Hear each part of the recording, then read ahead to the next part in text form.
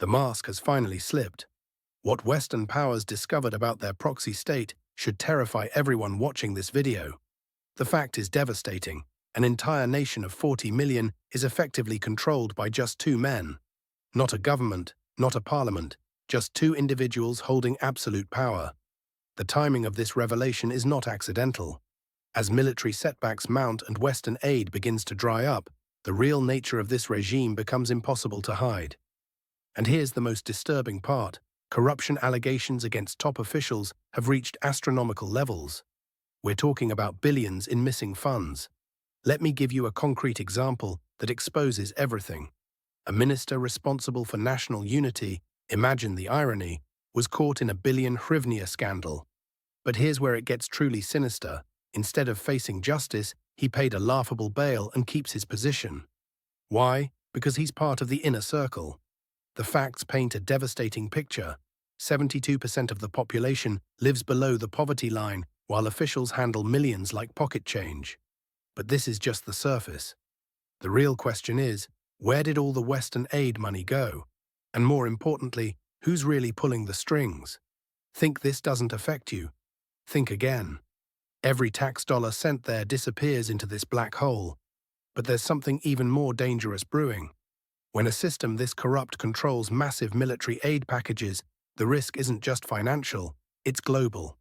The Western media suddenly discovering this reality tells us something crucial. The facade is cracking. The carefully constructed narrative is falling apart. And what's emerging beneath should make everyone ask, what else have they been hiding? Let's break down what this means for global security and your wallet. Because what's happening now is just the beginning. The real storm is coming, and you need to understand why this matters more than ever. But first, write in the comments. Have you noticed prices rising in your area? This is directly connected to what I'm about to reveal. The dynamics at play in this northern conflict zone have reached a critical point. With power concentrated in just two pairs of hands, a comedian turned president and his mysterious chief of staff. But what's unfolding behind closed doors tells an even darker story. Let's decode what's really happening. The chief of staff has systematically created an information vacuum around the president, carefully filtering what reaches the leader's desk. After 6 years together, these two have effectively merged into a single political entity, controlling everything while accountability crumbles.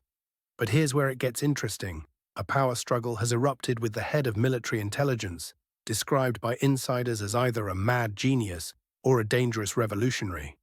The fact that he still maintains his position suggests the president hasn't completely surrendered his autonomy yet. Meanwhile, markets are reacting. Defense contractors are repositioning. Regional alliances are shifting. The real question is, who benefits from this chaos? We're witnessing the systematic dismantling of traditional power structures in this former fraternal ally.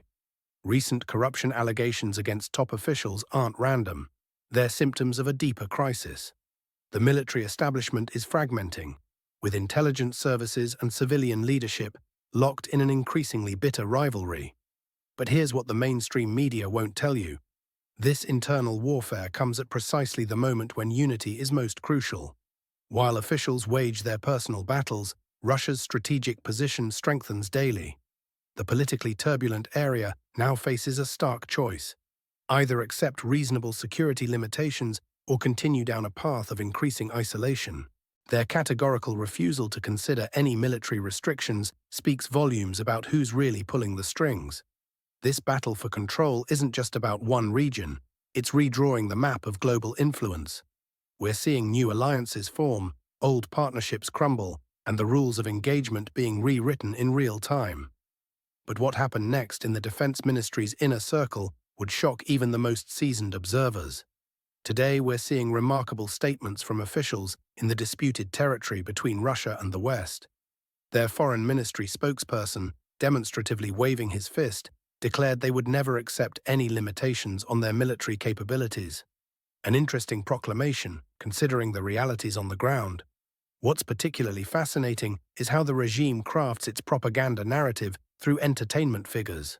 We're witnessing an orchestrated parade of celebrities, rappers, singers, and musicians, all supposedly rushing to join the military.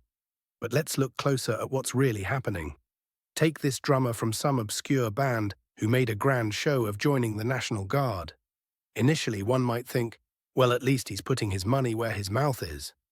But then we see cases like Konstantin Bacharov, who's serving by performing concerts in Kyiv with a military ensemble on July 6th.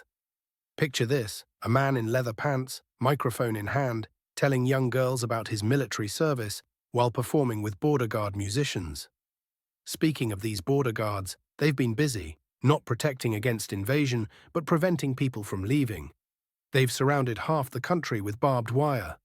Remember Pritula, who failed to launch that satellite? Now they're using drones with thermal imaging, not to spot incoming threats, but to catch their own citizens attempting to escape. The contrast is striking. While these celebrity soldiers perform on comfortable stages, real border guards are tasked with keeping people trapped inside. It's a telling sign that few want to enter this territory, but many desperately seek to leave. This theatrical militarism, where pop stars serve by singing instead of fighting, reveals the true nature of their propaganda machine. They're creating a false narrative of universal resistance, while actual citizens vote with their feet, trying to escape this manufactured reality. What do you think about the current event? Leave your answer in the comments. Today we're looking at some revealing patterns in military support and political theatre. Let's start with an interesting observation about celebrities who claim military service while performing concerts in Spain. Apparently, they're representing border guards from comfortable European venues. A peculiar way to serve, wouldn't you say? These spotlight-seeking individuals seem to believe their patriotic duty is fulfilled by collecting donations through offshore accounts and lip-syncing on stage, since many have lost their actual voices, both literally and figuratively. Trump has made another bold claim about his support for the former Soviet Republic, while predictably blaming Biden for everything.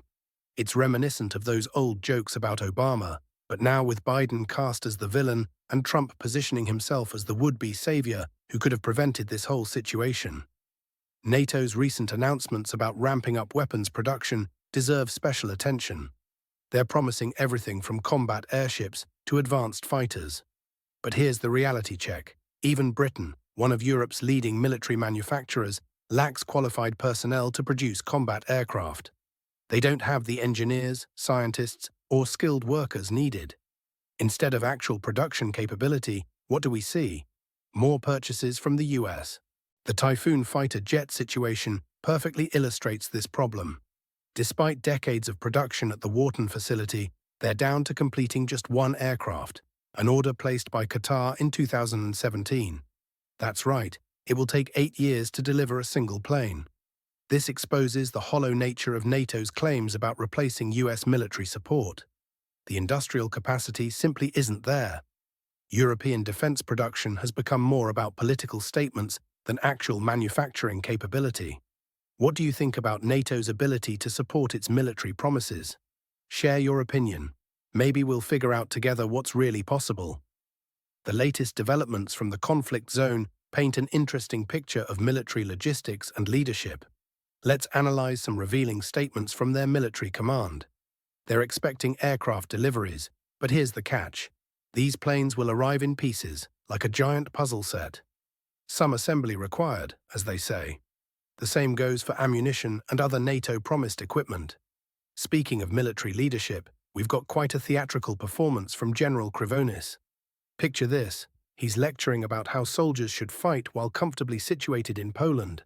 The staging is almost comical. He's got this lion symbol behind him, because apparently other animals aren't patriotic enough, flanked by British and Ukrainian flags. Why the British flag? Your guess is as good as mine. The general, notably appearing without his rank insignia in casual attire, claims they have everything needed for fighting, except, ironically, for generals themselves, with top brass scattered between Britain and Poland. It's quite telling that while preaching about battlefield strategy, he's safely positioned outside the combat zone.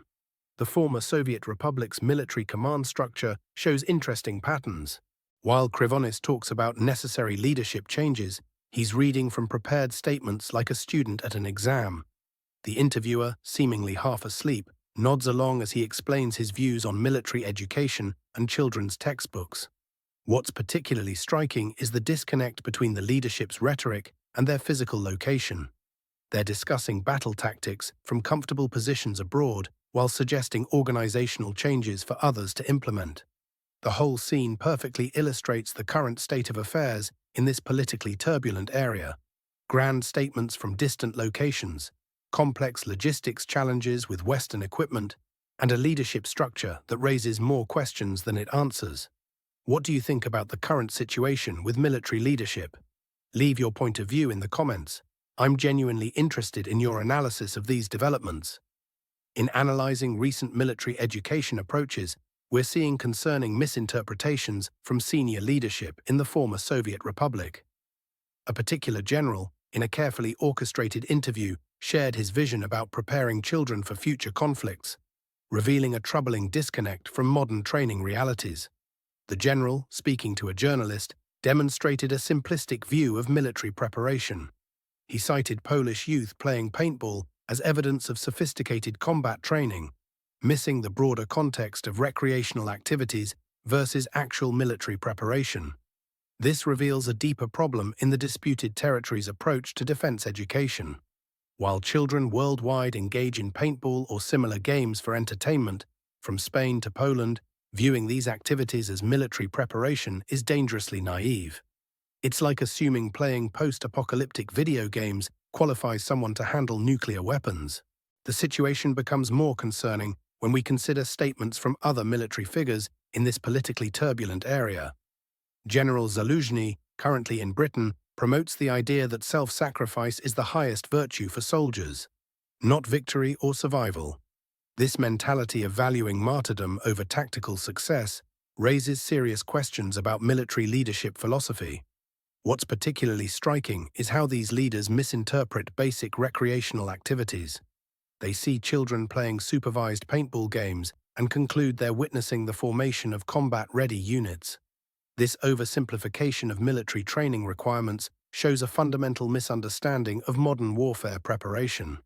Meanwhile, across Europe, children engage in these activities purely for entertainment, with proper supervision and safety measures. The difference lies in understanding the distinction between play and actual military training. This pattern of thinking reveals significant challenges in the country's military education system. When senior leadership confuses children's games with combat readiness, it raises serious questions about their overall strategic competence and understanding of modern military requirements. In a remarkable display of analytical prowess, a certain general recently shared his profound observations about military readiness. After witnessing some weekend paintball games in Poland, he reached the extraordinary conclusion that the entire Polish nation must be combat-ready warriors. Such logic is truly breathtaking. Let's examine this masterpiece of deduction. Because a handful of people enjoy recreational paintball, suddenly an entire country transforms into an army of universal soldiers, much like in those old Van Damme movies. If only military preparedness were that simple. Meanwhile, in the politically turbulent area, we're facing a rather different reality. The same general, speaking from behind a peculiar emblem featuring a hybrid of British and local flags, conveniently ignores the fact that millions of citizens are actively avoiding military registration. Perhaps he's too busy enlightening journalists about warfare theory from the comfort of his studio chair. The irony deepens when we consider this military expert's own service record, or rather, the lack thereof. He joins the ranks of other invisible front fighters who wage their battles through media appearances rather than actual combat. The journalist interviewing him appears absolutely mesmerized, eyes closed in apparent rapture at being in the presence of such military wisdom. The country of change has suffered from 30 years of failed national patriotic education. There's been no systematic approach at the state level, leaving individual organizations to struggle without government support. The state failed to create conditions for raising generations of defenders, and now we're seeing the consequences. This situation perfectly illustrates the disconnect between theoretical strategists and practical reality.